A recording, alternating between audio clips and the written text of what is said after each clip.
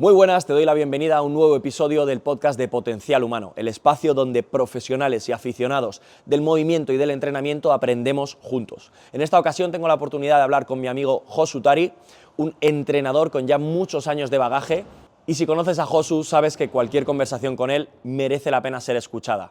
En esta ocasión nos hemos ido a un paraje muy especial y hemos hablado y mucho sobre entrenamiento. Así que quédate por aquí porque en esta charla vas a sacar aprendizaje sí o sí. Pues tío, bienvenido. Muchas gracias, Dani. No sé si bienvenido yo, tú, porque me he acercado yo a este paraje, pero bienvenido al podcast. Muchas gracias. Un placeraco tenerte por aquí. Además, ya llevábamos tiempo hablando y tenía muchas ganas de poder aprender contigo y que la gente pueda aprender contigo aquí. Me has traído el mejor paraje que he tenido en este podcast, sin duda. Que la gente vea el vídeo porque merece la pena. No decimos dónde es. No, mejor. es el jardín de mi casa. Eso es, correcto. Correcto. Josu, muchas gracias, tío. Como te digo, tenía muchas ganas, creo que tienes mucho que aportar. Yo te conozco ya desde hace unos años, que trabajamos juntos. Trabajé yo para ti.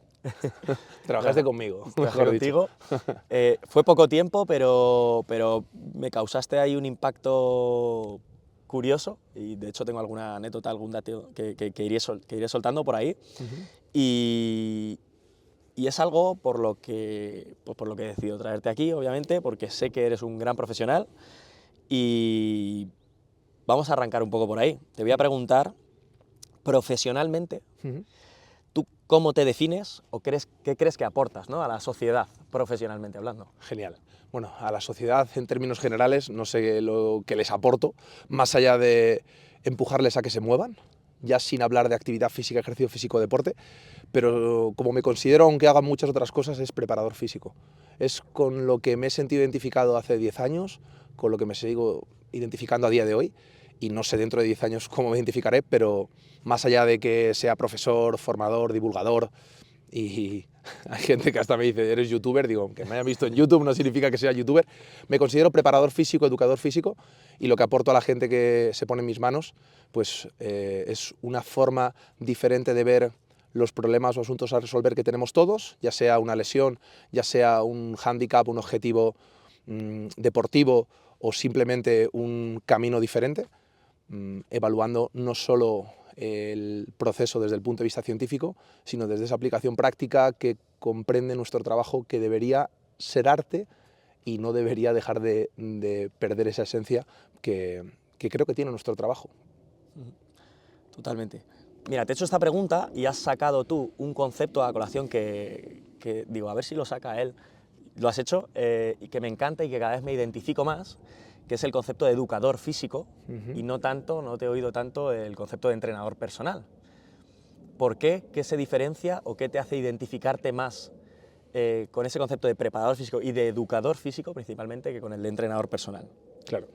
Pues hombre, entiendo que si tú te defines como pastelero, la gente irá a comprar pasteles, y si tú te defines como panadero, la gente irá a comprar pan, y si te defines como artesano del trigo, pues la gente irá a buscar algo diferente, ¿no? Irá a buscar a lo mejor un pan de masa madre, o pues en mi trabajo nunca me identifico con el concepto de entrenador personal, porque desde el inicio me ha parecido algo muy manido, utilizado de forma aleatoria y sobre todo por gente que no era profesional del campo. Entonces decía, si yo no me quiero parecer a esas personas que se anuncian en portales en los que yo me anunciaba, porque yo he empezado a trabajar captando clientes en portales de 1000 anuncios o de portales de anuncios gratuitos en internet, que dices, ¿quién te va a buscar ahí? Mira, si tú tienes tu centro de entrenamiento personal en una esquina, en la bocacalle escondida, en un barrio de la periferia, a lo mejor la gente del centro de Madrid no pasa por ahí. Pero ¿quién te dice que gente del centro de Madrid no se meta en internet y busque con palabras clave y aparezca indexado en Google tu perfil a través de otro y te llamen a través de eso? Entonces, hay veces que infravaloramos el poder que tiene de simplemente anunciarnos, y bueno, dentro de esos anuncios yo realizaba la configuración de un anuncio y luego buscaba ese mismo anuncio a ver si me encontraba. Y me encontraba con entrenadores personales Score, entrenadores personales chauffeurs, entrenadores personales que también te hacían la comida, gigolos, o sea, una serie, una amalgama de personas que realmente estaban más vendiendo servicios erótico-festivos que de salud y rendimiento. Y yo siempre me he considerado una persona que quería dedicarse al mundo no del entretenimiento, sino del entrenamiento, de la salud, del rendimiento. Y para mí la diferencia clara es, el preparador físico es esa persona que realmente se centra en datos medibles, cuantificables, en un servicio de calidad que dista mucho de ese personal trainer, de ir con un polo en el que muestras tu físico, tu estética, y únicamente el servicio que tienes es en base a tu escaparate. Y para mí el escaparate es importante, pero más importante es lo que tenemos detrás. Y yo como lo diferencio es diferente como lo diferencia la gente. Seguramente la gente que nos escucha, o bueno, gente que no se dedique a nuestro ámbito, piensa en preparador físico como esa figura que trabaja en deportes colectivos, y piensa en el entrenador personal como esa persona que trabaja en el one-to-one. Yo trabajo en el one-to-one y trabajo con clubes, pero nunca me he considerado entrenador personal, básicamente por esa explicación. Sí, sin duda. Yo es que es algo que comparto completamente. No sé si, bueno, puede ser una pena que a lo mejor sea un concepto manido, desligado, pero es que además en sí la educación está muy presente, yo creo, en nuestra profesión. Yo siempre digo, conmigo las personas pueden entrenar, si es a nivel presencial, 1, 2, 3 horas el que más a la semana. El resto de su vida va a definir mucho más sus resultados, y si yo puedo tener un pequeño impacto en eso, hostia, pues mucho más. Es aquí gajes de la naturaleza. Sí, tío, qué bueno. Tenemos un escarabajito. Le vamos a dejar. Se ha ido. Le vamos a dejar ahí. Bueno, a ver si me has comentado que alguna vez aquí ha pasado alguna vaca. Sí, a ver si estamos en un sitio con naturaleza. En mi jardín hay de todos los animales habidos y por haber, entonces puede cruzarse cualquier animal. No os asustéis, los que lo estéis viendo. Bueno, tú llevas ya tiempo en esto, ¿no? Educando físicamente, al final el entrenamiento, digamos, es nuestra moneda, nuestra herramienta, nuestra moneda de cambio. ¿Cuánto tiempo llevas entrenando gente? Pues si terminé la facultad en 2012, estamos casi en 2025, diríamos 13 años desde que terminé la facultad, pero yo compaginé la facultad con el trabajo de técnico en gimnasia artística. No te sabría decir, te voy a decir un promedio de 12 años, pero realmente llevaría unos cuantos más. Con 18 años ya estaba dando clases de gimnasia deportiva y tengo 36. Métele 18 años. 18 años, que no es poco. Y además me consta que has trabajado con mucha gente, porque bueno, podríamos dedicarnos a diferentes ámbitos dentro del entrenamiento y trabajar con más o menos gente, pero tú has trabajado con muchos perfiles, tanto de salud como de rendimiento. Me comentabas que últimamente un poquito más enfocado al rendimiento y recuperación funcional de lesiones, pero has tocado un poco todo ese espectro, ¿no? Sí. Entonces, al igual que hemos hablado del concepto de entrenamiento personal y de educación física, muchas veces, nos guste o no, pues podemos utilizar el concepto de entrenamiento personal para llegar a la gente, porque es la vía de entrada, lo que más conoce la gente, y luego otorgarle una educación. Creo que es algo fundamental ser capaz de llegar a la gente, pero luego otorgarle lo que realmente necesita. Como tú has trabajado con tanta gente en diferentes perfiles, ¿has encontrado algún patrón o sabrías decirme qué es lo que crees que la gente busca más y luego qué es lo que crees que la gente necesita más? Vale. Haciendo alusión a una cosa es lo que nosotros hacemos y otra cosa es cómo nos vendemos, hablando de muchos perfiles y tocando algo que hemos hablado fuera de cámara, de especializarse especialista versus generalista, ¿Sí? A mí me ha aportado tanto a nivel profesional el ser generalista, y también me ha hecho perder muchas oportunidades el venderme como generalista. Entonces, una recomendación que podría dar, puesto que la mayor parte de las personas que nos escuchan son entrenadores o profesionales en proceso de convertirse en entrenadores, es: si te vendes como especialista, aunque estés en proceso de especializarte, vas a conseguir llegar a más gente, pero intenta no especializarte de forma prematura, porque te va a hacer tener unas carencias en términos generales de esos fundamentos que seguramente jueguen en tu contra en un futuro, y que si te quemas muy rápido, de nada te sirve llegar pronto si lo acabas dejando pronto. Entonces, como una crítica personal a mi camino, y ahora hago alusión a la pregunta que me has hecho, si tuviera que cambiar algo, no habría cambiado nada de mi proceso de aprendizaje, porque me ha permitido tener una experiencia que considero que no muchos entrenadores la tienen, independientemente de los años que lleven, pero seguramente me habría habría acotado un poquito el mensaje para intentar ir llegando más a un núcleo concreto de personas, o un target más concreto de personas. Si tuviera que analizar características comunes, Pues hablaríamos de aportarle a esas personas la conciencia corporal, ese sentido que puede estar entre la propiocepción, la interocepción, la estabilidad dinámica, el equilibrio que muchas veces llamamos, porque la gente de ahí fuera ha perdido eso que ganó en su proceso de desarrollo psicomotor, desde que nacemos, crecemos, avanzamos. Entonces, eso lo han perdido. De nada sirve que aprendan a mover una barra, una kettlebell, una mancuerna, si no son capaces de recibir o de procesar la información que les llega a su cuerpo. Entonces, la conciencia corporal la puedo aprender con una kettlebell, sí. La puedo aprender con una barra olímpica, sí. La puedo aprender con cualquier otro material, sí. Pero al aportarles esa conciencia corporal, yo me he dado cuenta que desde un deportista de alto rendimiento o una persona que tiene ya resultados a nivel deportivo, incluso a nivel internacional, necesita de ciertos detalles correctivos a nivel técnico que no los lleva a cabo porque no era consciente de que los hacía como los hacía. Y luego lo que necesitan, pues obviamente las personas de ahí fuera, algunos necesitan más mejorar su software a nivel de función, a nivel neuromuscular, y otros necesitan más mejorar su hardware. Y al final, si tú eres muy potente y muy fuerte, porque hay deportistas muy potentes que se lesionan mucho, porque seguramente tengan muchos caballos de potencia, pero las ruedas no estén bien infladas, bien hinchadas. O gente que tenga un chasis y una estructura muy fuerte, sean un Hammer, un Rubicon, pero le falte caballos. Entonces, darle a las personas aquello que menos les gusta, normalmente es lo que más necesitan, pues ya te estoy diciendo lo que necesitan. Y lo que demandan en muchos casos, por suerte, me quito toda la parte estética, porque no suelo trabajar con perfiles que únicamente quieran verse más grande el bíceps, o no trabajo con la parte de cambios antropométricos asociado a verme mejor. Yo trabajo más con las personas para que se sientan mejor. Y el ejemplo que pongo es: tú en el espejo te miras una vez al día, 2 veces al día, te haces una foto, te haces 2, pero tú te sientes 24/7. Y para mí debe cobrar más protagonismo, porque si tú entrenas por sentirte bien, te acabas viendo bien, tío.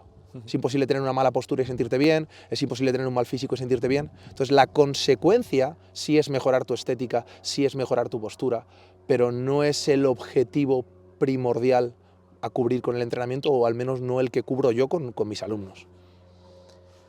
Oye, qué bueno, porque además la siguiente pregunta que yo te iba a hacer es: ¿cómo haces esa transición mental de lo que buscan a lo que necesitan? Pero a mí me la acabas de hacer, me lo acabas de explicar perfectamente, ¿no? Y en este sentido, entendiendo un poco por la respuesta que me has dado, yo siempre digo, cada maestrillo tiene su librillo, todos los entrenadores nos adaptamos además al contexto, en tanto que seas profesional te adaptas al contexto de la persona, pero todos tenemos nuestro ABC que nuestro entrenado usuario tiene que cumplir antes de pasar a la W, Vale. ¿no? Entonces, en este sentido, entiendo por lo que ya has comentado que esa conciencia corporal va a estar en el ABC, que ese trabajo con autocargas, por lo que has dicho, con tu propio peso, además yo sé, por tu background como deportista, eso te influye mucho como gimnasta, pero también por lo que has estudiado y porque es algo que racionalizas muy bien, entiendo que eso va a formar parte de tu ABC.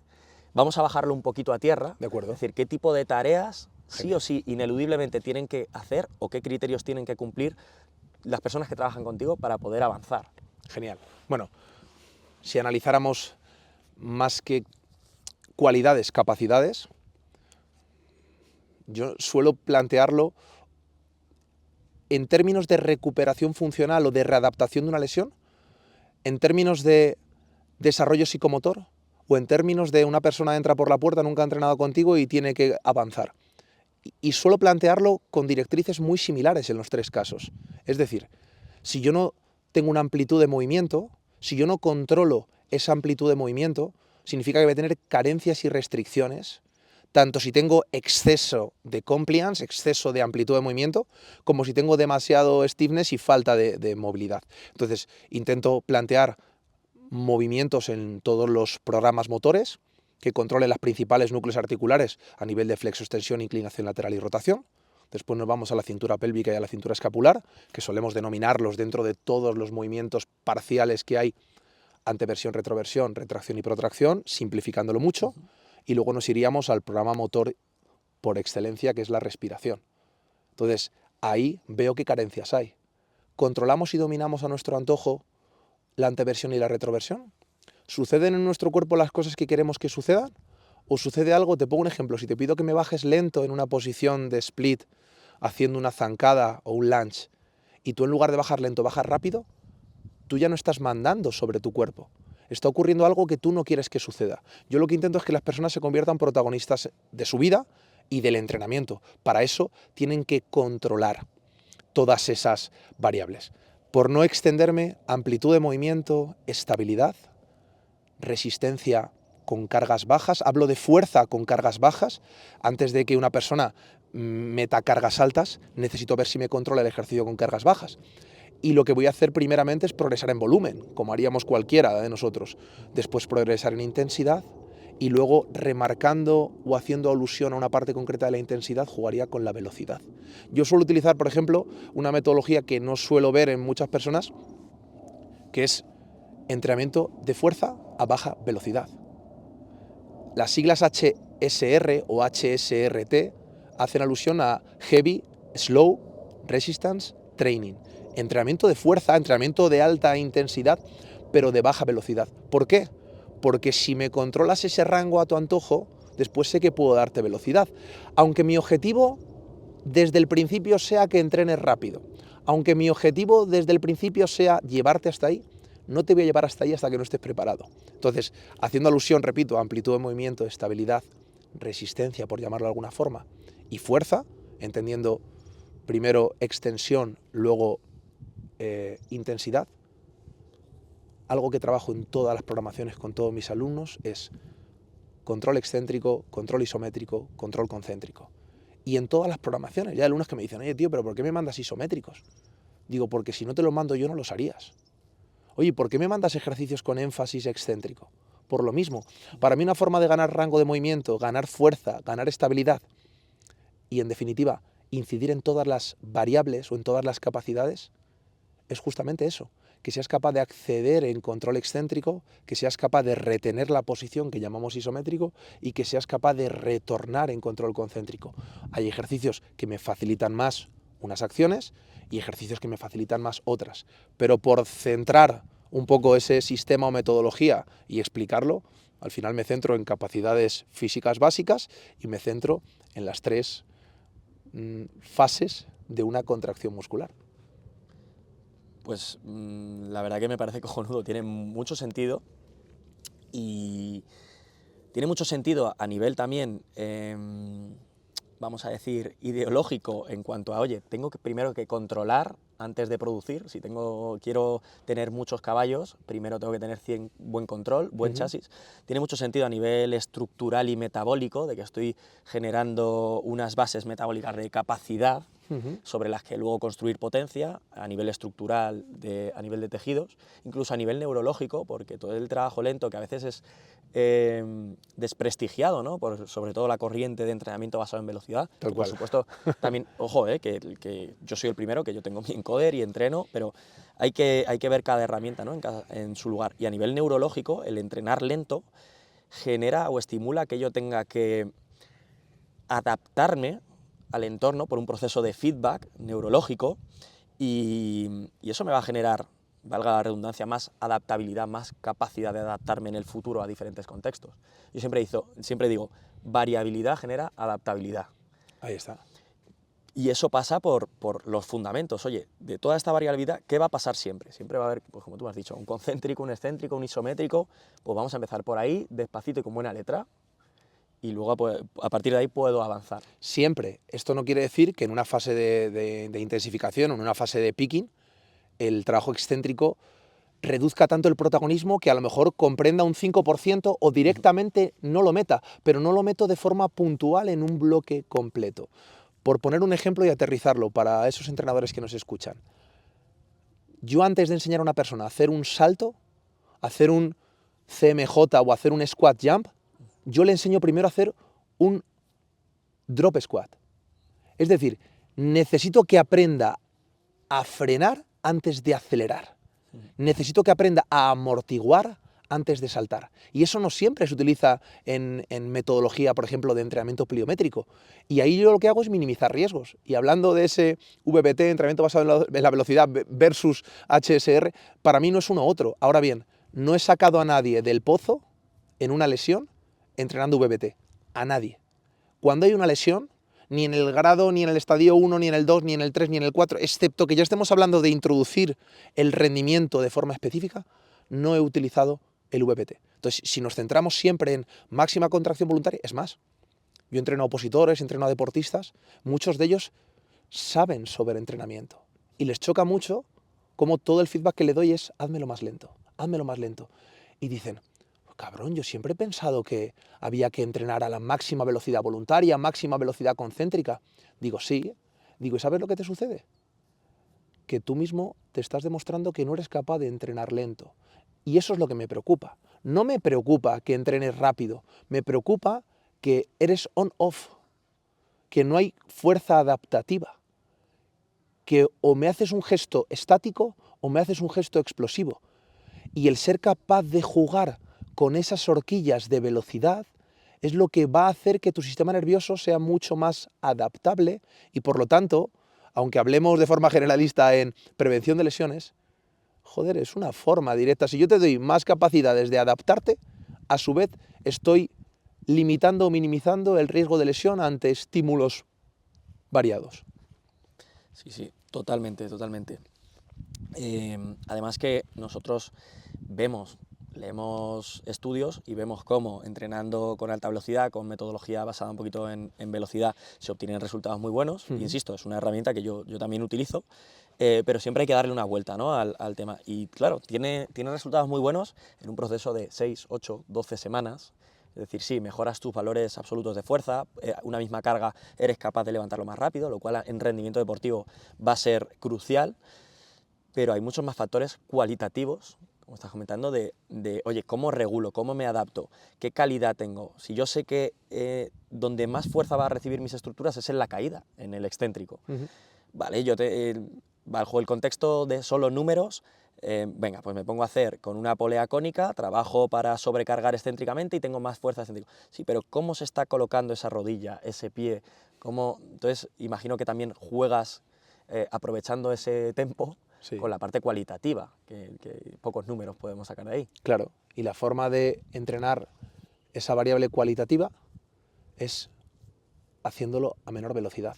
Si tú y yo estamos aprendiendo inglés y viene aquí una tercera persona a hablarnos a nivel nativo rápido, le vamos a pedir, can you go slower, please? Sí. ¿Puedes ir más lento? No me entero. Entonces, si nuestro cerebro necesita más tiempo para procesar información que no tenemos automatizada, ¿por qué pensamos que en el movimiento locomotor va a ser diferente?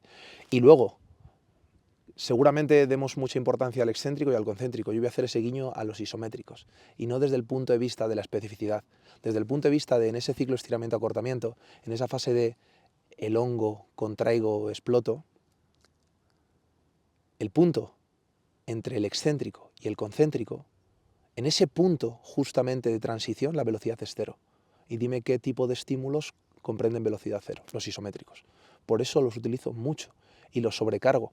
Y desde aquí hacer un guiño a esos isométricos con resistencias variables. No es lo mismo pedirte un isométrico que me hagas una plancha abdominal y yo cuantificarlo o incluso darte feedback desde fuera, que puede estar muy bien, que eso sería un isométrico, a que decirte, Dani, tú intenta hacerme un isométrico, intenta no moverte. Y yo entre medias te cojo con un balón, con una banda elástica, te empiezo a molestar, te empiezo a perturbar. Desde fuera tú, si te ves en un vídeo, estás viendo un isométrico. Estás haciendo un isométrico a pesar de mis perturbaciones, por lo tanto la fuerza no es constante. Si yo no me muevo, pero hay fuerza variable, no es isométrico, es fuerza adaptativa. Y eso es algo que utilizo mucho tanto en la recuperación de lesiones como en el trabajo de rendimiento deportivo, porque nos lo vamos a encontrar y es la forma de ser capaz de adaptarte a nivel cualitativo o a nivel técnico a ejercicios que no son solo contrólame la velocidad y luego haciendo alusión a los beneficios que tiene el VBT. A ver, yo no voy aquí a desprestigiar todo lo que hay detrás de esa interpretación porque creo que es la base, ¿no?, del rendimiento. El deportista más rápido es el que gana. tanto en una maratón como en un 100 metros lisos. Pero si tú haces una anamnesis después de esas 12 semanas de entrenar con encoder, y en esa anamnesis no solo valoras la cuantificación de la carga que has percibido, sino que evalúas cómo te encuentras a nivel articular, cómo te encuentras a nivel energético, cómo te encuentras. Ahí a lo mejor nos damos cuenta de que no todo es oro lo que reluce y de que hay que tener en cuenta no solo lo rápido que eres capaz de moverte, sino, oye, los discos de freno y las pastillas de freno, ¿cómo están? Oye, ¿las ruedas las hemos inflado bien? Oye, ¿has echado aceite? ¿Va todo bien? Y ahí es donde hay que darse cuenta de que el cuerpo, si tú le exiges mucho, le tienes que cuidar mucho. Y ahí no solo entra VBT. Totalmente. Además, el ejemplo que has puesto, ¿no? Viene un nativo y se pone a hablar rápido conmigo. Si yo tengo que resolver la situación rápido, voy a tirar de los recursos que ya sé, voy a decir las 4 palabras que sé rápido para salir del paso. Si tengo más tiempo, igual me lo pienso, igual puedo tener una conversación más fluida, más fructífera con esta persona. En el cuerpo pasa un poco lo mismo. Si siempre le exijo trabajar a una intensidad alta, neurológicamente va a recurrir a los caminos que ya conoce, que ya tiene trillados, lo cual no está mal, pero me está reduciendo la posibilidad de variabilidad, y cuando el contexto me muestre algo de caos, que lo va a mostrar en todos los deportes. No voy a tener esa capacidad, ¿no?, de adaptarme. Así que me gusta mucho el enfoque. Tú además has practicado muchos deportes, ahora nos cuentas un poquito cuáles de ellos, y entiendo que como profesional eso te ha dado mucho aprendizaje también, precisamente para esto que estamos hablando. Entonces, también para las personas que nos escuchan, entrenadores, futuros entrenadores, ¿qué consideras que te ha aportado todos esos deportes, que insisto, ahora nos cuentas un poco por encima todo lo que practicas, en tu aprendizaje profesional, y qué consejo das en ese sentido de práctica al futuro entrenador? Pues mira, cada variable fisiológica que hemos estudiado en la carrera, en la asignatura de fisiología, los que hemos tenido la suerte de tener a Calderón, si tú la vives en carnes propias, nunca se te olvida, y eres capaz, uno, de ponerte en el lugar y en la piel de ese alumno, de anticiparte a lo que va a sentir, e incluso de transmitirle calma en esa sensación de, oye tío, que cuando hagamos series de 800 en pista, vas a sentir en la última vuelta que se te sube un mono a la espalda, te va a costar moverte, te vas a ver la boca a sangre, o directamente vas a notar que no tienes saliva. Y eso, realmente, lo que está manifestando es, pues, lo poco que te queda de autonomía ante esa fatiga incremental, entre otras razones, por la liberación de lactato en tu cuerpo. Tú, cuando lo vives en persona, tío, lo puedes replicar, aunque no lo estés viviendo en presente, pero haberlo vivido el tiempo suficiente como para poder saber transmitir y transmitirle calma y explicarle a la persona, oye, que lo que vas a hacer ahora va a ser muy duro, muy incómodo, pero no pienses que porque te genere mucha fatiga es malo. No pienses que porque te canses significa que no puedes más. Porque si relacionamos fatiga con fallo, nos estamos olvidando que entre el inicio de la fatiga y el fallo muscular hay un recorrido que en adaptaciones fisiológicas tenemos que recorrer. Entonces, pues yo qué sé, la gimnasia deportiva, la gimnasia artística, la he practicado 20 años de mi vida. Me ha permitido ver, uno, que a la espalda, si la tratamos un poquito más libre que la escuela Stuart McGill, no pasa nada. Pero que tampoco nos vayamos por las ramas de pensar que cualquier flexión profunda de tronco está permitida. Es decir, yo he tenido que desaprender de gimnasia porque ha habido cosas que he dicho, hostia, es que esto que hacían con nosotros era una aberración. Pero tampoco hay que tratarla con el miedo a decir, oye, como hay un número de flexiones máximas de tu disco intervertebral, ahorra, porque mucha gente de ahí fuera no ha gastado sus balas de flexiones máximas de columna y tiene unas hernias de la leche por estar sentados, por exceso de dosis en ese tiempo en flexión. La gimnasia me ha aportado esa preparación física general, incluso cuando no sabía que estaba haciendo preparación física general, porque ha sido un deporte en el que había tanta interrelación entre aspectos de condición física y técnica que te la pueden dar otros deportes. El atletismo, considero que, aunque lo practiques siendo un niño, también te va a aportar esos recursos de entrenamiento de fuerza, de entrenamiento pliométrico, de capacidad física, de condición física general. Entonces, bueno, la gimnasia deportiva, al final, control corporal, conciencia corporal, todo lo que comprende a entrenamiento con tu propio peso. He practicado judo como arte marcial me ha aportado mucho y la mayoría de los deportes que he practicado, Dani, he competido en ellos para aprender qué recursos hay que exprimir en competición que no exprimimos en un contexto de no competición. No voy a decir amateur porque yo he competido a nivel amateur, por mucho que tenga palmarés o algunas medallas, algunos trofeos, eso es lo de menos. En deportes de artes marciales, deportes de combate, en los que te tienes que enfrentar a una báscula, tú aprendes estrategias sobre depleción de glucógeno o estrategias sobre hidrólisis que a su vez te hacen aprender sobre fisiología. Tú cuando compites en powerlifting aprendes sobre detalles técnicos que considerabas que conocías y te das cuenta de que desconoces. Y cuanto más obvio ves una técnica, más tienes que dudar acerca de si sabes todo lo que crees que sabes sobre esa técnica. El haber hecho también deportes grupales como puede ser rugby en la facultad, en la liga de la Politécnica, pues te hace también darte cuenta de lo que comprende un trabajo en equipo, de lo que conlleva a nivel de riesgo de lesión, de lo que te dice la gente respecto a lo que tú haces. A mí en la facultad teníamos exámenes prácticos, a mí me decían, tío, estás loco, ¿cómo haces INEF? ¿Cómo haces rugby y compites en judo? Te vas a lesionar y luego no vas a poder aprobar el examen. Y yo le decía, bueno, cuando me lesione y sea recurrente, me plantearé dejarlo. Pero tú te echas una pachanga de fútbol los fines de semana y el que te lesionas eres tú, no me lesiono yo.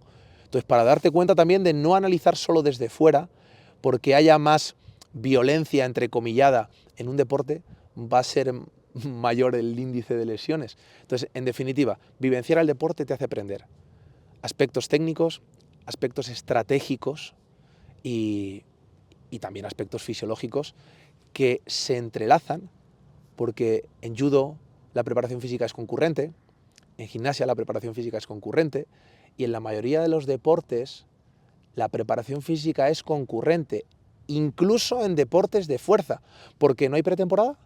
Bueno, pues concurrente a nivel global de toda la temporada, hay una parte que has entrenado más resistencia y otra parte que has entrenado más fuerza. Entonces ahí es donde empiezas a darte cuenta de, mira tío, aquí hay que saber un poquito sobre resistencia, aquí hay que saber un poquito sobre detalles, ya sea de vatios, de ritmos, de vivenciarlo en algún momento de tu vida. Yo no digo que con 60 años tenga que estar practicando todos esos deportes, no. Digo que hayas vivido las experiencias suficientes como para, tío, si tú eres un taxista, mejor que te conozcas todas las calles de Madrid, que hayas ido a todas ellas. Aunque digas, ostras, a este me ha dicho que le lleve a Moncloa. Hace mucho que no paso por Moncloa porque me muevo más por el barrio de Salamanca. Ya, pero has estado allí, sabes cómo ir, tienes un mapa mental. El tener un mapa mental de tu cuerpo, de los sistemas que lo conforman y de los estímulos que afectan a las adaptaciones de cada estructura y de cada sistema, es crucial, tío, y lo puedes aprender a través de formación, lo puedes aprender a través de práctica, o lo puedes aprender a través de ambas, y yo creo que lo bonito es eso, tío. Mientras descansas de un entreno, estudias un poquito sentado y viceversa. Hey, espero que estés disfrutando de la entrevista. Solo te robo 15 segundos. Si quieres seguir aprendiendo sobre entrenamiento, cómo valorar la sentadilla, entender cómo se comporta la anatomía de esa persona y elaborar ejercicios en base a ello, te dejo una clase completamente gratuita abajo en la descripción sobre valoración funcional de la sentadilla. Y si quieres aprender cómo dar los primeros pasos en el entrenamiento de pliometría, tienes una clase también completamente gratuita en la descripción. Y sin más, te dejo con la entrevista. Qué bueno, porque me gusta mucho ese ejemplo, ¿no? Del mapa mental, que al final lo que has hecho es generar un mapa muy amplio. Igual no tan definido en algunas vertientes, porque no llegas al grado de especialista, pero volvemos a ese punto de generalista y la capacidad de adaptarte que te da, hemos dicho, a nivel físico, pero también a nivel profesional.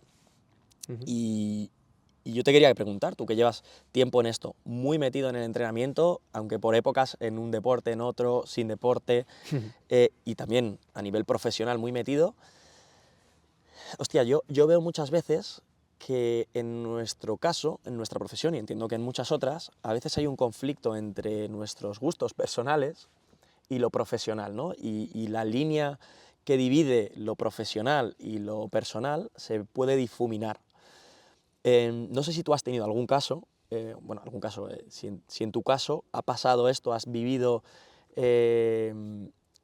esa dicotomía de, oye, ya no sé si esto lo hago porque me gusta, porque es lo que tengo que hacer, o si has llegado a quemarte un poquito en este sentido. Claro que sí. Yo he tenido eso, he sufrido eso que se denomina muerte por éxito, hasta el punto de que siendo pues trabajador autónomo y dependiendo de esos alumnos, de ese one-to-one, aunque he trabajado en etapas de mi vida dentro de clubes con más base de sustentación en esos clubes, al final llega un momento que, por un lado, piensas que no puedes decir que no a esos alumnos, por otro lado, cometes el error de priorizar el trabajo a ti, y eso es un error que gracias a que lo he cometido, tengo la convicción de que nunca voy a volver a pasar por ello, así que me siento muy afortunado. Y después he tenido tanto trabajo de algo que amaba que he llegado a detestarlo. La temporada en la que viví en Navarra, que todos hemos vivido un confinamiento de una forma u otra, yo por suerte mi confinamiento fue en la naturaleza, fue maravilloso. Yo en esa etapa me desvinculé temporalmente del mundo del entrenamiento porque me llegó a frustrar el hecho de dedico muchas horas a trabajar, dedico muchas horas a formarme, no soy feliz con lo que hago porque lo hacía en exceso, al final en la dosis está el veneno y por suerte rompí con todo eso y cuando he vuelto a ello, que han sido 2 años, por decirlo así, de aprender más sobre psicología, de aprender más sobre conducta, de aprender más sobre toma de decisiones, que realmente era lo que a mí me quitaba el sueño. ¿Por qué tomo la decisión de decirle a un alumno sí en la hora en la que yo tengo que entrenar? ¿Por qué el alumno, a pesar de saber lo que tiene que hacer, elige no hacerlo? Esa toma de decisiones, a mí, por decirlo así, me privó de aprender sobre entrenamiento, pero me dio muchas estrategias para cuando viene alguien súper motivado y te dice, Dani, yo puedo entrenar los días que me digas, el tiempo que me digas. Y tú le dices, ¿y cuánto has entrenado los últimos años? No, no entreno nada. Y tú dices, pues mira, antes de empezar me voy a tirar piedras sobre mi propio tejado y te voy a decir que el problema que tienes es que lo que quieres respecto a lo que puedes, hay una disparidad grandísima. Porque tú me estás diciendo que tienes todo el tiempo del mundo y que tienes todos los recursos disponibles. Dime qué hiciste ayer. Ta, ta, ta, ta, ta, ta, ta. Dime qué hiciste antes de ayer. Ta, ta, ta, ta, ta, ta, ta. Dime qué vas a hacer mañana. Tienes una lista infinita de tareas y asuntos pendientes. ¿Tú en serio crees que vas a priorizar el entrenamiento porque te venga un tío que le conoces de hace 2 días que se llama Daniel Romero o Josué Tarí y te dice lo que tienes que hacer? Entonces ahí es donde entra la toma de decisiones, ahí es donde entra ponerle un espejo y que se dé cuenta de lo que es, porque así te permite ser realistas con lo que sucede. Obviamente, cuando volví a Madrid, volví a retomar el entrenamiento en una dosis mucho menor y eso me permitió volver a reencontrarme y volver a hacer las paces con ese amor platónico que llevo teniendo toda mi vida, que es la preparación física. Pero claro que me he quemado y mucho, tío, y ha sido duro, pero gracias a eso estamos hoy aquí. Sí, totalmente, porque muchas veces escuchamos a gente que ha pasado por ahí, como me estás contando ese caso, con el objetivo de aprender y no pasar por ahí, pero ojo, el aprendizaje te lo puedes llevar sin pasar por ahí. No sé si he redundado mucho, pero No, se entiende.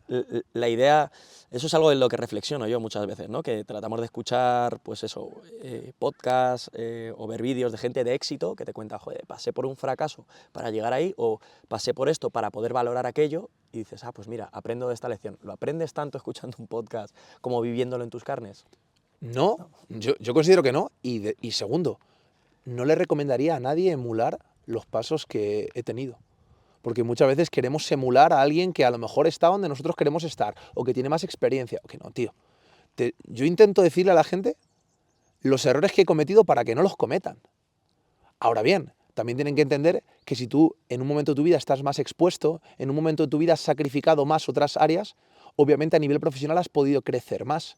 Pero no siempre crecer más rápido es mejor y no siempre pretender ser mejor profesional es ni siquiera práctico para con tus alumnos. Llega un momento en el que tú, si sabes inglés, francés, español e italiano y no tienes clientes chinos pero tú quieres aprender chino, el tiempo que estás destinando a aprender chino en presente no te está aportando nada. A lo mejor en futuro sí, pero es que en presente tienes fuegos que no estás cubriendo. Entonces es difícil encontrar el equilibrio entre lo importante, que sabemos lo que es, que no es urgente, pero es importante, y lo urgente. Cuando estás siempre en lo urgente, yo creo que es un grave error. Pero si estás siempre en lo importante, pues tampoco vas a cubrir el día a día. Y ahí es donde está ese equilibrio. No sé si se entiende bien lo que es urgente e importante, yo lo tengo muy bien visualizado, pero lo urgente sería cubrir lo que tengamos hoy de trabajo, las responsabilidades, las obligaciones, los fuegos, el contestar los correos electrónicos. Y lo importante puede ser aprender un idioma que a día de hoy no lo necesitas, puede ser pasar tiempo con tus padres, que un día no van a estar ahí, puede ser aportar un valor de forma altruista a tu gente. Si nunca accedes a lo importante, un día lo importante será urgente. Y si nunca accedes a lo urgente, tu vida va a ser un caos. Sí, pero sin duda, como digo, el haber pasado por ahí, o seguir pasando, que queda, ¿no? Sí, exacto. mucho aprendizaje. A mí, por lo menos, que también puedo decir que he vivido épocas en las que me he quemado, en las que no me ha apetecido nada entrenar, en las que no me ha apetecido nada ir a trabajar, otras épocas en las que he estado enamorado completamente de mi trabajo, enamorado del entrenamiento. Bueno, pues el haber vivido un poco todo me da la capacidad también de empatizar con la persona que tengo delante. Y oye, si yo mismo he odiado el entrenamiento y me he tenido que reenamorar, ¿cómo soy capaz de hacer que esta persona se enamore del entrenamiento? Pues bueno, a lo mejor no es haciendo el entrenamiento perfecto que yo sé que van a ser este número de series, este número de repeticiones, este ejercicio, sino maquillarlo un poquito y que lo disfrutes un poquito más, pero que se sostenga en el tiempo, ¿no? Y cuestiones de estas que pueden parecer básicas, pero a la hora de llevarlas a cabo hace falta mucha experiencia y mucho trato con personas para poder llegar ahí, ¿no? Tal cual. Entonces, hemos hablado de que tú has trabajado con muchos perfiles, has practicado muchos deportes, has vivido estas experiencias, eres un generalista, como eres experto en lo general. Al menos hasta ahora sí lo he sido. Sí, No soy experto en nada, exacto. Como yo me considero también. Además, has compartido una reflexión que yo también comparto, que es cuidado con apresurarte en especializarte, que es lo que ahora un poco el mundo del marketing trata de inculcarnos. No digo que esté mal, pero bueno, tener unas buenas bases te va a generar la capacidad de adaptarte en el futuro. Y de hecho nosotros como preparadores físicos nos tenemos que adaptar muchas veces a contextos. Tradicionalmente pensamos en el preparador físico de fútbol, como dices, tenemos preparador físico en un deportista, o bueno, en un deporte generalmente colectivo, etc. Sí. El preparador físico de fútbol nos lo imaginamos como alguien que ha practicado fútbol, que se mete al campo, que sabe controlar algunas variables, y cada vez se va tornando más la figura de el que igual no sabe tanto de fútbol, que también, y es valioso, pero sabe mucho de entrenamiento, de psicología, y es capaz de aportar esa herramienta o eso que falta en el deporte. Entonces, ahí nosotros los preparadores físicos, yo por lo menos cuando voy a trabajar, entiendo, analizo las variables fisiológicas, mecánicas, psicoconceptuales o contextuales del deportista e intento generar una tarea para mejorarle, ¿no? Mejorar su rendimiento. Tú te has encontrado en muchos casos así y uno de ellos específico, por el que también puede que mucha gente te conozca, es que trabajas actualmente con Marc Márquez como preparador físico. Y claro, yo como preparador físico me genera la tremenda curiosidad de, hostia, el motociclismo, ¿qué variables tengo que tener en cuenta? ¿Cómo enfocar el entrenamiento? ¿Cuáles pueden ser los KPIs? ¿Por dónde cae físicamente un deportista de este nivel? Entonces, te voy a preguntar un poquito por ahí, seguro por la curiosidad que van a tener las personas que nos escuchen. Cuando yo cojo a alguien que se va a subir a una moto a la velocidad a la que se va a subir, con las curvas que tiene que afrontar, etcétera, etcétera, ¿qué variables has analizado tú que tenga que mejorar más a nivel de condición física? ¿Cómo la afrontas? Claro. Por suerte, yo me encontré con un deportista, en este caso Marc Márquez, que tenía más necesidades de readaptación de una estructura concreta de su cuerpo que de necesidades específicas de las demandas encima de una moto. Si analizamos las demandas encima de una moto básicas, tenemos la fuerza G, tenemos la fuerza centrífuga y tenemos la fuerza de frenada, por decirlo así, porque ir a 350 km por hora y en una curva bajar a 80 km por hora, esa frenada te aseguro que, entre otros grupos musculares, toda la musculatura posterior a nivel excéntrico trabaja sobremanera. Pero no nos encontrábamos ni siquiera en ese punto, nos encontrábamos en un punto en el que estábamos muy limitados a nivel estructural, con 4 cirugías a nuestras espaldas, en el que los protocolos de manguito rotador no funcionaban y como buen deportista de alto rendimiento y una persona... Es que el problema es que a Marc no le podemos considerar deportista de alto rendimiento, ni siquiera deportista de élite. O sea, un tío que ha quedado 8 veces campeón del mundo es un tío que tienes que escucharle más que él te escuche a ti, básicamente. Para saber, 1, lo que ha estado haciendo y no le ha dado buen feeling. 2, lo que ha estado haciendo y sí le ha dado buen feeling. Y 3, entender que tú estás entrando ahí en un campo en el que efectivamente yo no vengo del motociclismo y me he especializado en preparación física. Yo vengo de preparación física y me toca el desafío de especializarme en motociclismo.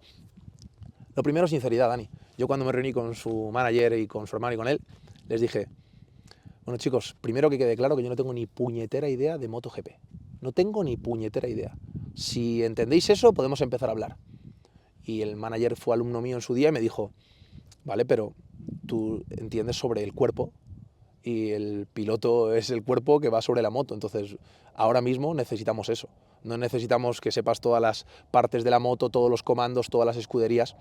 Entonces, si analizamos el principio en el que nos encontrábamos con un objetivo de recuperarnos, es muy diferente del punto en el que nos encontramos ahora en el que buscamos mejorar el rendimiento. Nos encontramos en un punto muy diferente. Objetivo inicial, volver a disfrutar sobre la moto sin dolor. Objetivo actual, bueno, quizá el objetivo actual es volver a ser campeón del mundo. Acaba de terminar el Mundial 2024. Bueno, veníamos de no he terminado el Mundial, aún he quedado entre los 10 primeros, aún ha quedado tercero. Entonces incluso las cosas en la gente con gran talento se fraguan a fuego lento. Por decirte algo y aterrizar qué estructura metodológica he utilizado con él, yo intenté concebir desde el principio el hombro como una estructura mucho más amplia que simplemente acromioclavicular, glenumeral, escapulotorácica y esternoclavicular. ¿De acuerdo?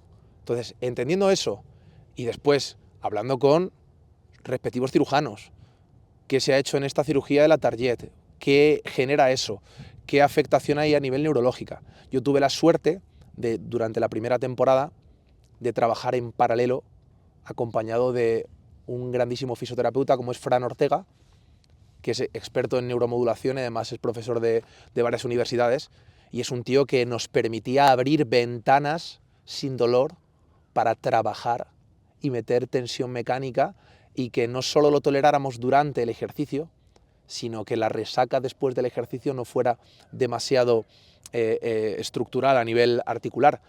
Entonces, yo me di cuenta que ciertas correcciones que se habían llevado a cabo a nivel de protocolos de hombro, que sí que están estudiados para reintroducirnos en nuestra actividad cotidiana. Es decir, coger el teléfono móvil, coger el cubierto, coger un libro, pero no están estudiados para desarrollarlo dentro de unas demandas físicas y ya directamente mecánicas. No voy a hablar ni fisiológicas, que fisiológicas realmente un piloto de MotoGP es como un corredor de 10K, va durante media hora al 90% de su consumo máximo de oxígeno, de su frecuencia cardíaca máxima, por lo tanto necesita un cardio brutal. Necesita un cardio como un triatleta, pero es que encima el componente mecánico es súper importante. Entonces yo empecé a analizar déficits. Oye, por mucho que hablemos de retracción escapular y de evitar la hipercifosis, si tú tienes corregida la cifosis torácica, tú no tienes un punto de anclaje al realizar un push escapular, al realizar un empuje de brazos. Entonces, ¿dónde van a ir las fuerzas? Pues las fuerzas van a ir hacia arriba, hacia el cráneo o hacia abajo, hacia el lumbar. Y si el lumbar duele, lo voy a utilizar poco. Y si utilizo poco... Entonces, cuando te das cuenta, uno, que no hay una buena capacidad de expandir tejidos a nivel respiratorio, que no somos capaces de expandir lateral derecho, lateral izquierdo, posterior, anterior, que no tenemos una buena capacidad de activación dorsal, que el serrato anterior se ha inhibido completamente porque ha dicho, a ver, si este tío me une la escápula con el húmero a través de los rotadores, ¿para qué voy a unir yo la escápula con la parrilla costal? Entonces, cuando te das cuenta de que no hay serrato, de que no se activa el serrato anterior, que no se activa el dorsal, que la musculatura abdominal tampoco funciona tan bien como deberíamos. Si ya vas hacia abajo y analizas que a lo mejor los aductores en rangos de elongación sí funcionan bien, con piernas abiertas, pero en rangos de acortamiento no, y que el aductor sínfisis púbica se relaciona con el abdomen y el abdomen se relaciona con la parrilla costal y la parrilla costal se relaciona con la columna por detrás y por delante con el esternón y a su vez con el hombro, empiezas a darte cuenta de que el hombro no es el culpable una vez que le han operado, que el hombro es la víctima de todo lo que funciona mal. Y ahí es donde empiezas a utilizar recursos complementarios sin centrarte en lo más específico que es el hombro. Y llega un momento que cuando accedes al hombro, a través de carga progresiva, isométricos, SHSR, el hombro empieza a tolerar carga. Y ahí te empieza a abrir la capacidad de ir jugando con acciones, evitando, por ejemplo, empuje respecto a tracción, dándole más dosis a la tracción respecto al empuje, dándole más dosis a planos horizontales que a planos verticales, buscando más ejercicios unilaterales en primera instancia que bilaterales, e intentando primero priorizar isométricos, después priorizar control y manejo excéntrico, y en última instancia darle ese componente isotónico global, y al final del todo empezar a hacer guiños overhead y guiños de velocidad, pero intentando no dar pasos atrás. Entonces yo empecé de forma muy lenta y me permite, Mark en este caso se fió tanto de alguien que no conocía que me permitió trabajar sin tener un constante, ¿cuándo vamos a empezar con yo quiero, yo antes? Y ahí pues se produce un poco la magia, que es hacer algo que nunca habían hecho, entrenando menos. El feedback que te dé un deportista te diga, hostia tío, el año pasado nos cansábamos mucho más en los entrenamientos, pero íbamos peor a nivel de rendimiento. Este año acabo de hacer la misma ruta que siempre, pero más rápido que siempre. Digo, ¿sabes por qué? Porque yo intento minimizar la fatiga, o por lo menos controlarla, para que tú puedas gastar balas sobre la bici, para que tú puedas gastar balas sobre flat track, para que tú puedas gastar balas sobre motocross.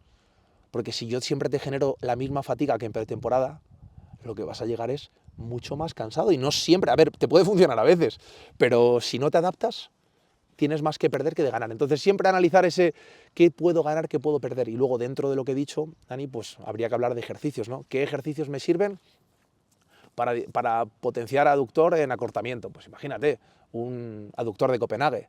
¿Qué ejercicios me permiten reforzar el serrato y a la vez el dorsal? Pues a lo mejor un remo en polea baja, realizando un empuje con la mano que no trabaja y realizando una tracción construyendo desde el empuje. Yo he jugado mucho con la intencionalidad detrás de la acción mecánica. ¿Qué haces con el pie? ¿Qué intentas hacer con la mano? ¿Cuál es el reclutamiento? No es lo mismo hacer un remo en el que me inicies en una extensión torácica desde el empuje del pie, después vayas a una retracción escapular, después vayas a una aproximación del hombro y en última instancia involucres el codo, y en orden inverso, ¿no? Técnica de remo en un ciclo ergómetro. Parecido a nivel de proximal distal en concéntrico, distal proximal en concéntrico. Pues eso es algo que ayuda muchísimo a decir, a ver, si mi escápula no está anclada, no tiene un punto fijo, ¿por qué voy a hacer un remo con un timing clásico? Voy a jugar a primero anclar la escápula y luego tirar del codo. ¿Y cómo consigo eso? Diciéndole a cada parte del cuerpo no solo lo que tiene que hacer, sino cuándo tiene que hacerlo. Entonces, al final son detalles, hay que hilar fino y ir muy, muy, muy progresivo. Si quieres que aterricemos algo más, tú me dices, ¿vale? No, al final lo que veo es un poco la dinámica que veníamos hablando de, oye, el ABC lo tiene que cumplir. Sí. Esa conciencia corporal y que las cosas que se tienen que mover per se muevan correctamente y luego ya construir cosas un poco más específicas. Claro, el cómo bajar a tierra este ABC será diferente en una persona lesionada, no lesionada, deportista de alto rendimiento, no. Ahí hay varias perlas, ¿no?, que has soltado y varias cosas a tener en cuenta. Uno, el motociclismo, qué avanzado está cuando ya me estás diciendo que estaban muy abiertos a coger a una persona que no viene del mundo del motociclismo, que desgraciadamente no todos los deportes, como sabemos, o todas las federaciones, están abiertas a ello. Entonces, genial. Dos, la actitud de Mark de decir, no tengo prisa, no te estoy increpando en cuándo voy a volver, sino que confío tanto en tu trabajo que simplemente sigo el proceso. Eso es la hostia, y eso seguro que también eso es mérito de Mark, pero mérito tuyo también por dar la confianza a la persona, lo hayas hecho conscientemente o no. Le estás dando una confianza como profesional para que siga los pasos y listo. Y de cara a recuperar la lesión, pues lo que has dicho, valorar un poquito que lo que debería funcionar está funcionando o no, pues vamos a resetear. Siempre los preparadores físicos decimos eso de una lesión es una oportunidad, ¿no?, para volver a sentar las bases. Entonces me parece cojonudo. Hemos llegado a un punto ahí de más de recuperación de lesiones, luego ya enfocándonos en mejorar el rendimiento del motociclismo. ¿Qué KPIs, qué indicadores nos has dicho? Y claro, yo no me había parado a pensarlo y tiene mucho sentido. Si yo tengo que hacer una frenada de tal magnitud, solo por un gradiente de presión, mis vísceras y todo van a irse hacia adelante por inercia. Entonces, mi musculatura posterior tiene que estar súper preparada para retener la estructura. ¿Qué más cositas podemos analizar ahí? Vale, algo que no he explicado hasta ahora, porque he hablado del hombro en relación al tronco y de forma descendente podríamos llegar hasta los pies, pero el hombro a través del húmero llega al cúbito y el radio y la mano. El reforzar y potenciar la pronosupinación y el qué sucede en el hombro de forma antiálgica, para que te hagas una idea, un deportista que no tiene un buen control excéntrico de una frenada, lo que va a buscar el cuerpo es una rotación interna, pasiva, porque es mucho más eficiente desde el punto de vista energético que mantener una rotación externa, ¿no? Entonces, todo eso también lo hemos reforzado y hemos intervenido. Es decir, hemos intervenido en el hombro desde el tórax y hemos intervenido en el hombro desde la mano. Pero los KPIs realmente los he introducido gracias a la información que me han ido dando ellos. Te pongo un ejemplo. Yo seguramente no habría dado tanto protagonismo al tríceps ni al aductor como lo dan ellos. Pero tenemos una persona que ha quedado 8 veces campeón del mundo y otra persona que ha quedado 2 veces campeón del mundo, aunque sea en Moto 2 o en Moto 3. Entonces, ellos ya han obtenido resultados. Vamos a escuchar qué han hecho y aunque podamos decir han hecho cosas que a lo mejor no eran desde el punto de vista profesional nuestro muy recomendables, les han funcionado, vamos a escuchar. Entonces, estos deportistas entrenaban el aductor todos los días. Y no te creas que lo entrenaban en flexión de cadera, en extensión de cadera de forma unilateral, de forma bilateral, no.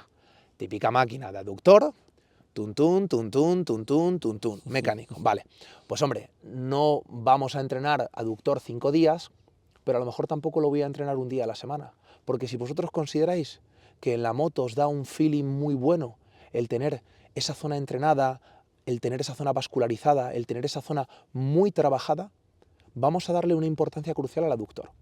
Y al aductor le vamos a dar una importancia crucial, pero lo vamos a reforzar con toda la musculatura abdominal. Y el tríceps exactamente igual. Si yo quiero potenciar el tríceps, yo te pregunto, ¿una plancha a una mano? ¿Una plancha frontal a una mano? un examen ahora a mí, ¿eh? Yo te pregunto, ¿una plancha frontal a una mano? Sí. Dentro de la cuantificación de la carga por grupos musculares podríamos decir que no lo voy a cuantificar dentro del tríceps. Y yo te digo, ¿y por qué?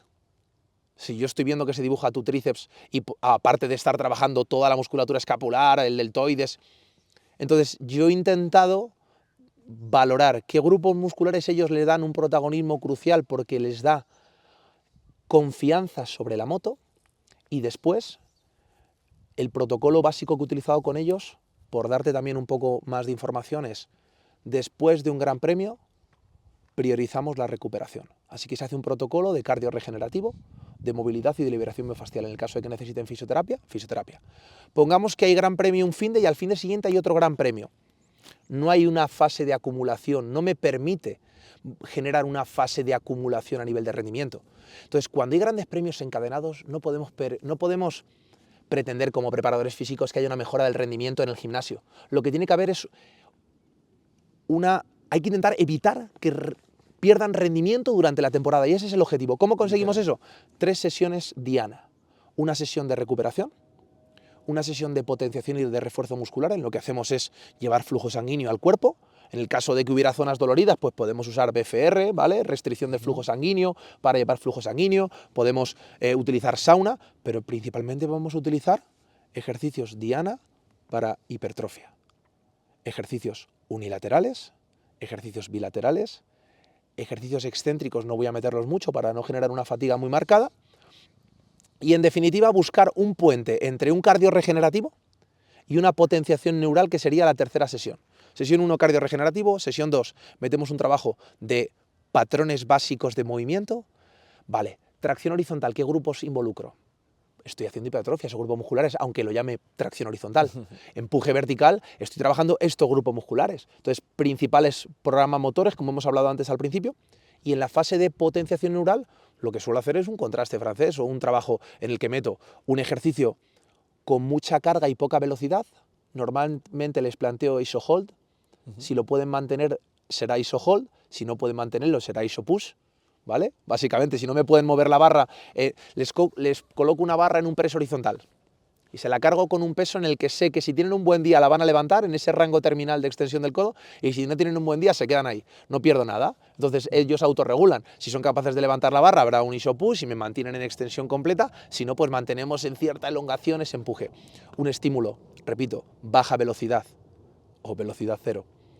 Alta carga, después bajamos a un estímulo de carga media, velocidad media, y terminamos con un estímulo de carga baja, asistencia o facilitación, y mucha velocidad, con descansos relativamente cortos entre esos ejercicios, terminando con una recuperación completa de entre 3 y 5 minutos, como podemos utilizar en metodología de pliometría o de trabajo de RFD.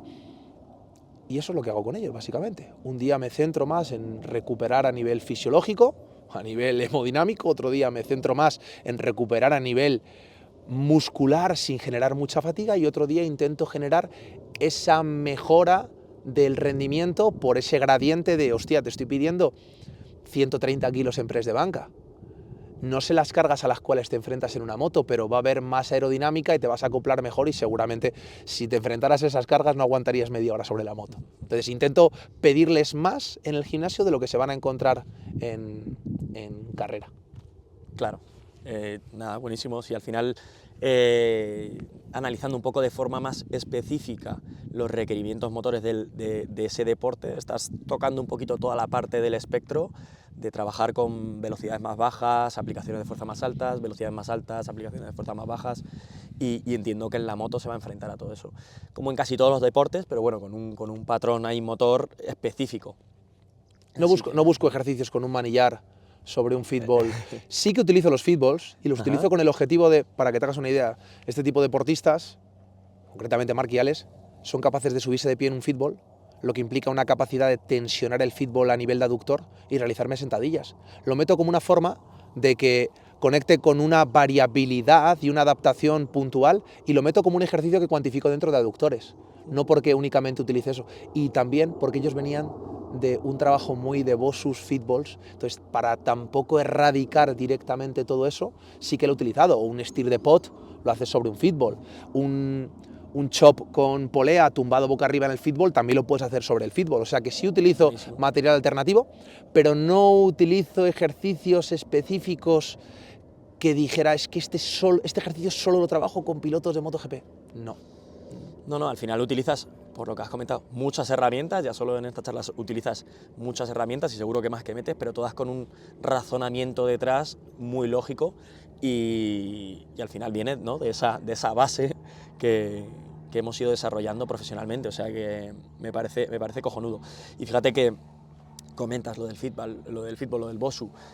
Yo recuerdo que decía, voy a sacar algún guiño de cuando trabajamos juntos.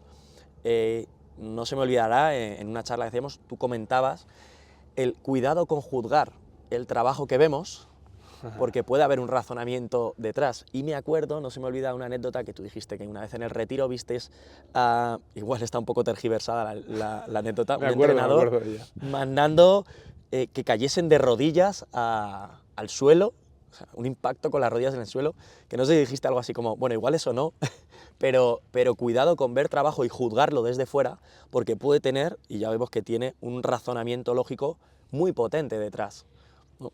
Así que eso también... A lo mejor ves a José Antonio entrenando a Paqui haciendo puentes de cuello.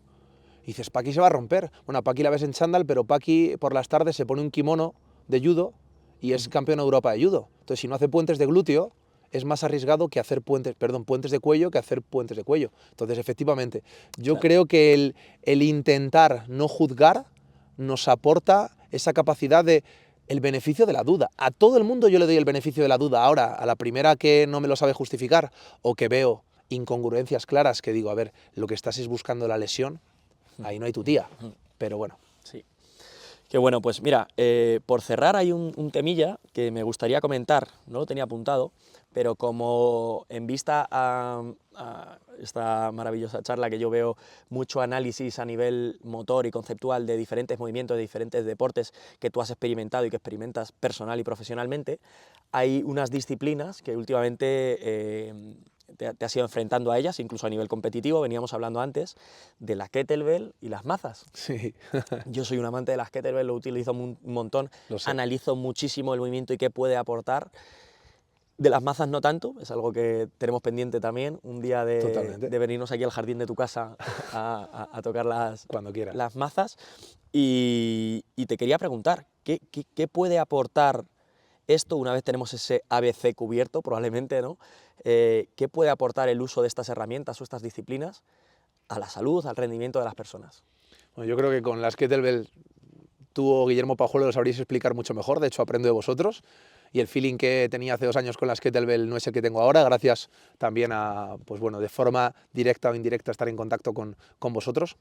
La kettlebell, pues qué decir de ella, sin contar las acciones overhead, que creo que también nos generan beneficios, pero podría ser un hándicap a tener en cuenta, de gente que tenga restricción en overhead.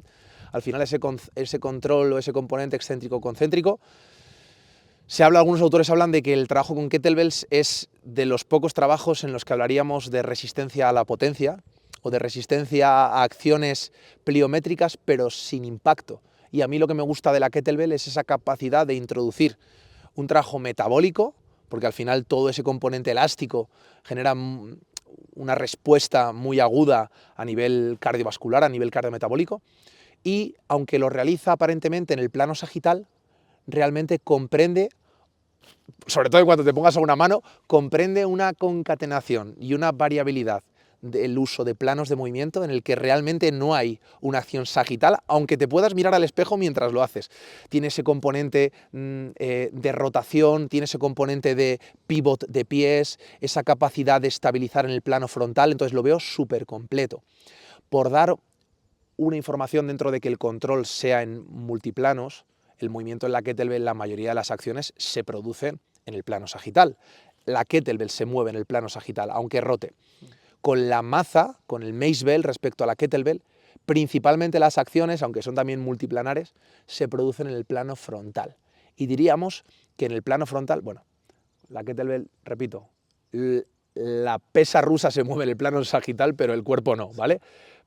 La maza se mueve en el plano frontal, pero el cuerpo no. Ahora bien, dentro de los planos que utilizamos, los que peor control tenemos sobre ellos son el rotacional y el frontal. ¿Por qué? Porque son los que, mirándome en un espejo, me puede costar más trabajarlos o de forma intuitiva los voy a desarrollar menos.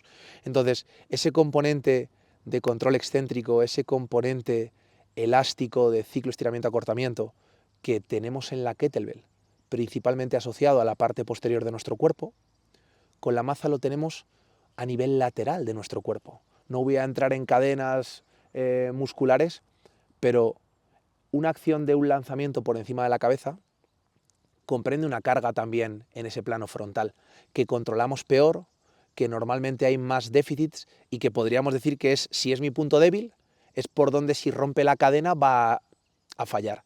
Entonces, el tema de la maza a mí me ha aportado esa capacidad de controlar un movimiento que no veo, porque en un swing 360, por ejemplo, que sería como un molino para que la gente lo entienda, aunque se llama swing 360, la mayor parte del movimiento está por detrás de mi cuerpo. Ya no por encima de mi cabeza, que no lo veo, por detrás de mi cuerpo. Entonces tengo que sentir el peso sin verlo. Eso es buenísimo, porque te permite no relacionar únicamente esa técnica con lo que ves, sino con lo que sientes.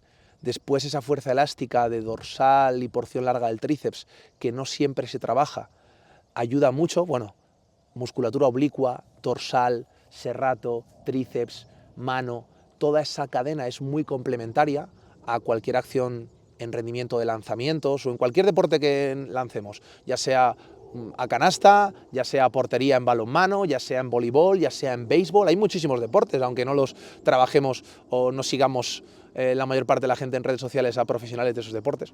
Entonces la maza es un complemento buenísimo para la kettlebell, y a su vez la kettlebell y la maza es un complemento buenísimo para esas acciones más lineales que desarrollamos en patrones de tracción o empuje clásicos. Totalmente, totalmente de acuerdo. Yo creo que eso a nivel motor te aporta esa variabilidad de Sí. nuevo. A nivel de activación muscular también, porque hemos estado hablando de cuando iniciábamos el trabajo con o la capacidad de controlar de forma lenta el movimiento, pero en la kettlebell, en la maza no hay opción, sí que es un on-off, on-off, on-off. Eso es. Y esa capacidad hay que tenerla también. Yo siempre lo digo cuando veo en Instagram o en estudios y tal, se busca mucho el este ejercicio es el que más activa el dorsal. Bueno, pero ¿realmente me interesa activarlo al máximo o que en el momento justo y en la intensidad determinada se active y luego se suelte? Porque con la kettlebell y con la maza, entiéndome también, hay un punto de regulación, de no voy al máximo, tengo que regular, tengo que calibrar con un tiempo determinado para aplicar fuerza que es un poquito más largo que la pliometría, pero más corto que el entrenamiento de fuerza, entonces estoy metiendo algo que no trabajaré con otra herramienta, o rara vez trabajaré con otra herramienta, así que es cojonudo.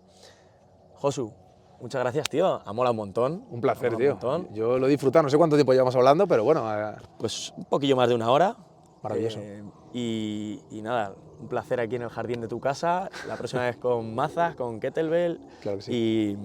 y a darle caña. Y nada, dejaré un poquito en la descripción quien te quiera encontrar, quien quiera aprender de ti, si quieres coméntalo dónde te mueves más. Sí, bueno, ahora mismo está terminándose la página web de Más Fuertes que Ayer. El podcast y uno de los proyectos que tengo es Stronger Than Yesterday. Lo podéis encontrar en los principales canales de podcast, Stronger Than Yesterday Spanish, si no, no lo vais a encontrar. Más Fuertes que Ayer en redes sociales, pues mi nombre y mi apellido me vais a encontrar por ahí, seguramente haya, pues bueno, formas de interactuar y de conectar si os apetece. Y un placer, tío, haber estado aquí esta mañanita contigo. Un placer, macho. Espero que te haya gustado esta entrevista con Josu, la verdad que ha sido todo un placer estar en ese paraje, charlar con él y, como verás, sacar ideas súper top, aprendizajes clave para nuestro entrenamiento. Te recuerdo que si quieres seguir aprendiendo tienes la clase gratuita sobre valoración funcional de la sentadilla en la descripción. También cómo dar tus primeros pasos en el mundo de la pliometría. Y si por el contrario eres aficionado y lo que quieres es optimizar tu entrenamiento, tienes también un ebook completo sobre entrenamiento de la movilidad. Nos vemos en el siguiente episodio. ¡Chao!